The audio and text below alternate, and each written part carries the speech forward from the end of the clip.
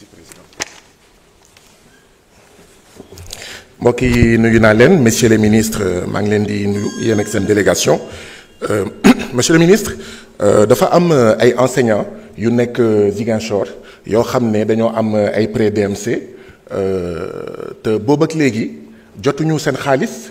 te ñaari weer ñetti weer a ngi ñu ngi leen di dagg te jotaguñu seen xaalis en tout cas jusqu'au 27 janvier bindoon naa la d'ailleurs question écrite ci wàllu boobu jusqu'au 27 janvier jotuñu woon seen xaalis te ñu ngi ubbi seen compte CBAO donc bëgg naa xam lan mooy problème bi ak naka lañ koy régler monsieur le ministre une divergence ci rapport bi dama gis ñu bind le secteur bancaire soutient bien l'économie ñu attribuer la baat boobu bi ñu la joxee parole rectifié woo ko mais monsieur le ministre telle n'est pas la réalité le secteur bancaire ne soutient pas du tout l'économie particulièrement en zone UEMOA où en fait les crédits qui financent l'économie sont inférieurs à 25%.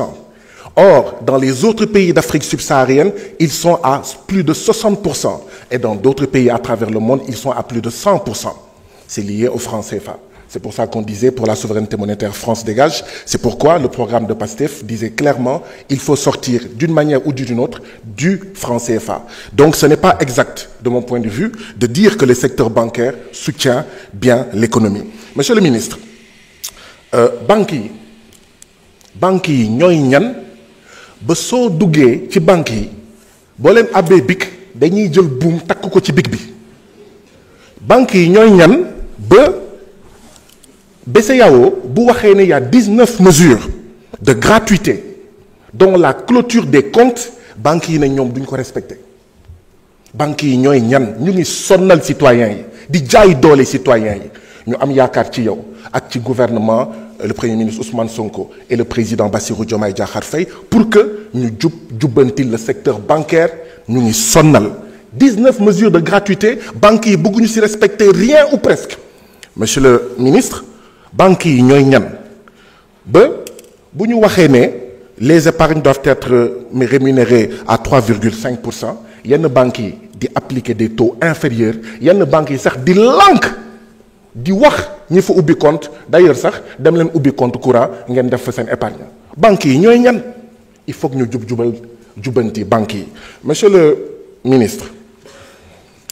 foog naa ne bu amee décision de justice boo xam ne dafa condamner banque à ce que ñu def saisie attribution banque warul dem nëbbatu ginnaaw BCEAO pour que BCEAO ne kenn du jot ci comptam ndaxte yenn saay d'accord day am ay décision de justice yuy naan il faut que ñu saisir compte il faut que ñu dem jëli xaalis donc monsieur le ministre bëgg naa ci am sa gis-gis bëgg naa ci am ci fànn boobu ngir loolu itam ñu mun jàppale ñi nga xam ne ñoom ñooy citoyens sénégalais yi monsieur le ministre syndicat yi nekk Crédit Mutuel du Sénégal nee nañ scandale sur scandale du ma ko filim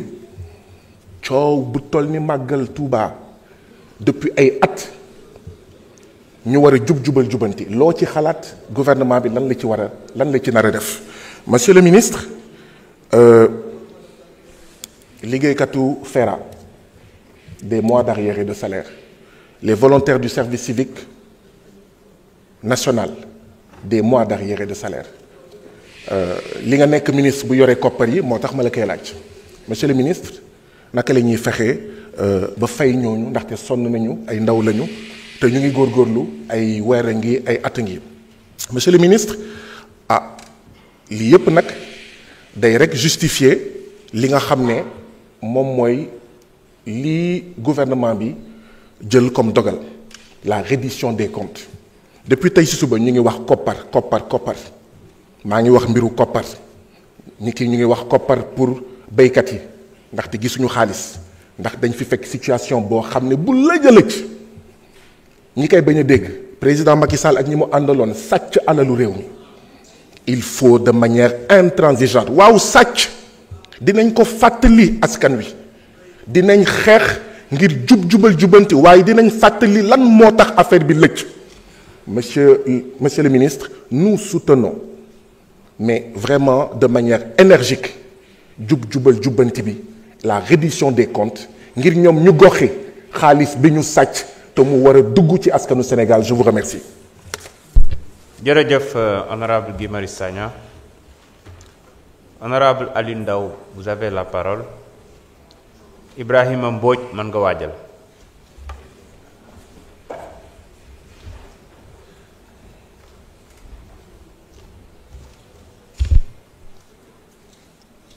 Asalaamaaleykum, Monsieur le Président, maa ngi lay nuyu. Di nuyu Monsieur le ministre des Finances, Monsieur Diba. Di nuyu Monsieur Abbas Sall, ministre du Travail. li may njëkk a tàmbale mooy li ñuy wax déclaration de soupçon yi nga xam ne banques yi dañ leen ko teg ak yeneen assujettis li may laaj monsieur le ministre mooy est-ce que banques yi notamment les banques étrangères est-ce que ñu ngi respecter cette obligation de déclaration de soupçon parce que man sama expérience personnelle may na ma gis ay fonds yu am doole lool jaar ci ay banques te banques yi mësuñu ko déclarer des milliards mësuñu ko déclarer beneen bi mooy est-ce que BCEAO pouvoir de sanction bi mu am sur les banques dans ce domaine-là est-ce que mu ngi koy appliquer comme il le faut parce que xam nañ ne blanchiment fi mu ëpp doole mooy les banques dans les banques donc li may laaj mooy est-ce que BCEAO su amee un assujetti notamment une banque importante une banque étrangère